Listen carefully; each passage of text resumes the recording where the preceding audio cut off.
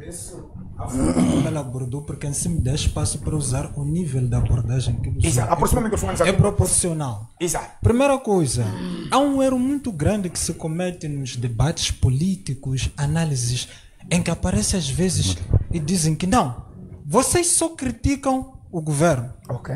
Isso demonstra um nível de ignorância muito grande. Primeiro você tem que saber qual é a função da oposição. E acerca do teu partido, como você falou de mim, eu vou falar de ti. Ok. 2023, fiz uma crítica ao líder da Renam. Antes de haver todo este barulho eleitoral, antes de assistirmos a esses episódios, fez aquelas manifestações. Eu e acho que é um membro do partido Anamol, a fazermos uma crítica como alguém que quer a saúde do partido Renam. Sabe o que fizeram? Bloquearam na página do vosso partido, a página oficial, depois de uma indagação que eu fiz na vossa página. Não são coisas que eu estou a inventar. É um exemplo. Não, espera, eu estou a dar exemplos. Você deu um exemplo de mim, eu estou a dar exemplo de ti. Eu estou a usar a mesma linguagem, tudo tem que ser proporcional. Então, acerca da oposição, primeira coisa que nós temos que entender, toda ação gera uma reação. E se você está a falar que nós temos uma equipa de pessoas que estão a governar o país há 50 anos, naturalmente que se nós quisermos fazer uma cobrança, será que nem uma casa, né? Simples. Se nós quisermos fazer uma cobrança, nós vamos ver quem é que é o pai da família, quem é o líder, e a ele nós cobramos. E uma coisa que temos que entender, eu até estava a falar logo no começo da abordagem, há um papel universal da oposição, que as pessoas não entendem. O papel universal da oposição é cobrar trabalho executivo. Não é minha obrigação elogiar o governo, porque eu tenho que elogiar o governo. Será que os governantes não recebem? Eu não recebo elogio pelas empresas que eu faço trabalhos. Eu recebo salário. Eu tenho responsabilidades a cumprir em função do salário que eu recebo. Então, acerca da intolerância, para eu não perder o foco, temos uma definição básica, né? Só para termos um conceito. Vamos. Então, tem alguns elementos e depois vamos ver que tem uma pegadinha no fim. Então, temos respeito às diferenças, crenças, opiniões políticas e, no fim, para eu não ser muito demagogo, sem medo de retaliação. Vamos começar a trabalhar porque esta parte de retaliação, no fim, vai fazer nós termos uma percepção do contexto da realidade moçambicana. Você, de começar, podemos voltar para setembro de 2010. 10 a 15 pessoas foram assassinadas aqui em Moçambique porque estavam a fazer o quê? Analisem lá de onde é que vem o barulho. Porque nós estamos a falar, eu estava a falar que uma ação gera uma reação. O povo estava totalmente detonado com a subida do preço da comida em 2010. Que é o que fez que em setembro se fizesse aquela manifestação em que uma criança foi baleada. 2010 não foi essa daqui do... Sim. Aquilo ali alastrou-se na cidade. Sim, recordo desta. Alastrou-se.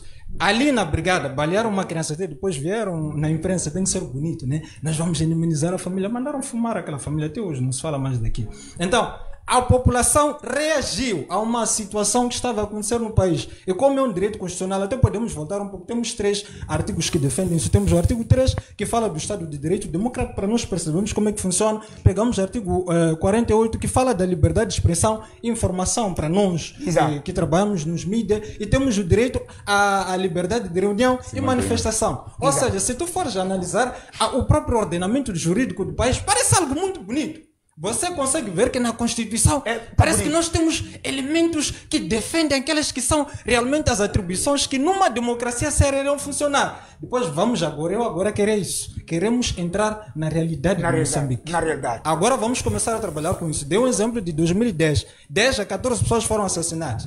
Depois voltamos, podemos começar de onde? Tem uma linha do tempo, né? Para não parecer que a gente está a inventar, e tem fontes, tem referências disso. Podemos trabalhar, por exemplo, com a informação da Anistia Internacional. Vamos falar que do dia 21 de outubro de 2024 a dia 16 de janeiro, mais de 4 mil pessoas foram detidas. Algumas detenções foram arbitrárias e as próprias famílias reportaram que vieram carregar meu sobrinho que estava no computador.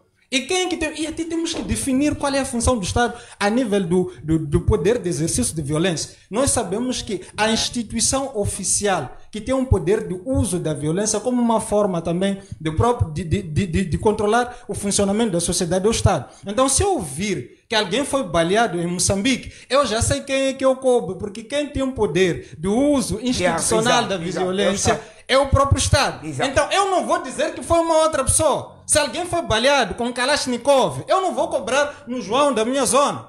Eu vou cobrar na pessoa que eu sei que institucionalmente tem poder para falar isso. Mas eu estava a falar isso aqui para começar a dar alguns exemplos aqui, porque nós já sabemos, pelo menos, que quem tem o poder de usar o exercício da força na sociedade é o próprio Estado. Ele viu no dia de Paulo Guambo, entre dia 18, né, naquela madrugada do dia 18 e dia 19, foram assassinados. Qual foi o motivo disso? Intolerância política, num contexto em que nós estávamos a falar do quê? De fraude eleitoral, pessoas de fraude eleitoral, onde o advogado dizia que querem submeter um recurso em função dos resultados que foram apresentados. Vamos ver outra morte. Gilles Sistag, dia 3 de março de 2015. Descentralização é o que ele estava a defender. Descentralização do poder e partidarização, o problema da partidarização do Estado. É o que Sistag estava a defender, morreu nisso. Vamos lá, Carlos Cardoso, dia 22 de novembro de 2000. Morreu por quê? Porque estava a investigar casos de corrupção. E nós podemos analisar uma coisa muito simples. Quem é que se beneficia com a morte de pessoas que fazem críticas pontuais? Porque nós temos essas coisas do Elance. Eu não estou a desmerecer isso, mas queremos tocar na raiz do problema.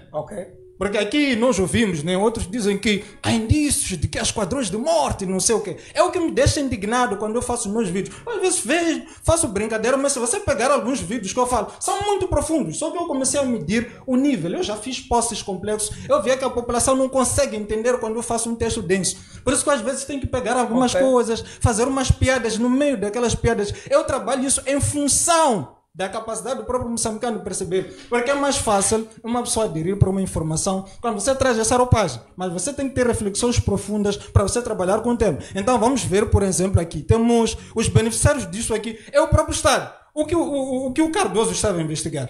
Quem que era implicado naquilo? A morte do Siba Macuaco. Quem que se beneficiava com a morte dele? Você há de ver que essas pessoas que morrem, essas pessoas que são perseguidas, são pessoas que estão a fazer críticas pontuais. 2023, eu não quero citar o nome da pessoa. Fez uma crítica muito dura, essa pessoa, pontual em relação ao governo. Perseguiram aquele jovem até em casa dele. Se ele não tivesse armado, já estaria morto essa hora. Se ele não estivesse armado naquele dia, já estaria morto.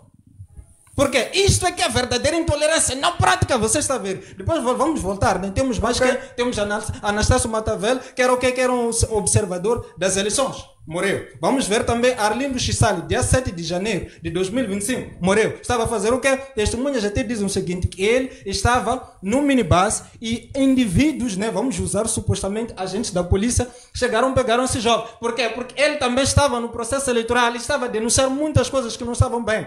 Por que essas pessoas, depois observem lá essas mortes, são de pessoas que estão a bater no regime. Vitano Singam. Está aí um exemplo. Está aí, temos aqui o João Fernando Chamus. Também isto aqui foi dia 14 de dezembro de 2023. Vamos lá analisar em que contexto essas pessoas perdem a vida. Em que contexto essas pessoas morrem? São pessoas que morrem a criticar as coisas que não estão bem. Hoje podem vir dizer que eu estou a falar mal do governo, whatever. Nós não estamos a falar mal do governo. Só que eu, como opositor, o papel universal de um opositor é cobrar trabalho. Eu não tenho obrigação de vir elogiar Sua Excelência. Eu tenho que cobrar trabalho. Se a estrada não está bem... Até tem uma vez que eu estive num debate onde nós estávamos a falar das atribuições de um presidente da República. Eu disse, a pessoa infelizmente empobreceu o debate. Nós estávamos a falar coisas inteligentes. A pessoa caiu a qualidade do debate. Eu disse que não, eu não vou defender aqui partido. A pessoa que começou a citar o nome de presidentes dos partidos, eu disse que eu não quero falar disso. Vamos falar das atribuições de um presidente. Um presidente da República é o chefe do executivo. Então, ele é que monta uma equipa que vai gerir os diversos setores da sociedade do país para as políticas públicas poderem funcionar na saúde. Então, se a saúde não está bem, eu vou cobrar o presidente da República. Não é que eu estou a falar mal dele, eu estou a cobrar aquilo que é a atribuição dele. Eu não estou a inventar, é a função do presidente da República. Se eu cobro porque as estradas não estão bem, não é que eu estou a falar mal do presidente. Então, você analisa o país, veja como o país está e depois podemos pegar já algumas referências. Eu não quero dar volta. Vamos trabalhar, por exemplo, podemos trabalhar com as informações do Banco Mundial, do FMI. Qual é a posição de Moçambique? O quinto país mais detonado da humanidade. Então, eu como opositor, não posso estar satisfeito, porque fora disso, fora de eu fazer oposição, eu sou um cidadão moçambicano. Eu vivo a realidade. Se eu quiser dizer que os teus comentários, as tuas publicações, elas não estão direcionadas. Eu não estou a dar opinião. Quando eu digo que Moçambique é o quinto país mais pobre. Não são direcionadas, não são encomendadas. Quando eu digo que Moçambique é o quinto país mais pobre do mundo, isso não é opinião, é um facto. É um facto. 1 mais 1 é igual a 2, não é minha opinião isso aí. Quando eu falo que Moçambique é um dos países que está com índice de desenvolvimento humano e numa situação grave, isto não é minha opinião, é o que está a acontecer. Então, se eu faço uma crítica a quem está a governar o país, eu não tenho problema. problema nem com o presidente Daniel Chapo, eu nem estou muito preocupado em ter favores com base nisso. Mas o meu interesse quando eu gravo meus vídeos é ver o país organizado. Não sei se eu gastei muito tempo. Não, vamos passar aqui para o Anamola. Vamos lá. Vamos passar, irmão. Bem-vindo aqui. Bem-vindo. Está o nosso intenso aqui, o nosso. E depois vamos falar de soluções. Como ultrapassar isto? Porque é urgente que a gente ultrapasse essa intolerância. Eu às vezes, quando faço programa, vamos te olhar, cala, PCA.